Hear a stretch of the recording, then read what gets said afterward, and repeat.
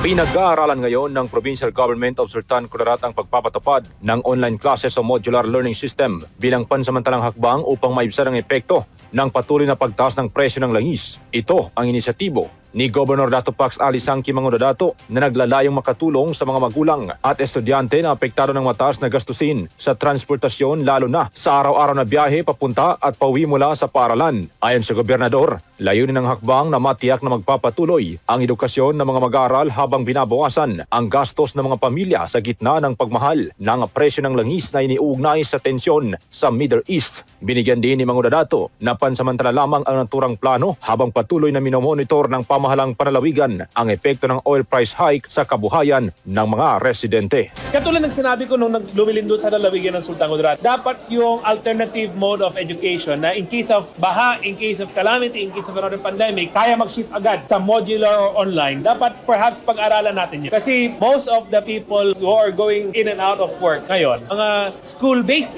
mga teachers natin, mga students natin who come and go. We wanted to make sure na malesen ito, malesen ang burden. If things will go out of control, I personally am trying to perhaps lobby ko sa taas, pero on my own level in the provincial government, gusto ko mag-shift tayo sa alternative mode of education. Gusto ko muna tayo. Perhaps we can go online or perhaps we can go modular. Or tingnan natin yung teaching yung load ng students na magkaroon ng adjusted schedule. Tingnan natin kung paano. I need to consult with DepEd. Kasama mo sa DXMY 90.9 RMN Cotabato, Radyoman Julie Mapalaw, Tatak RMN. RMN Network News.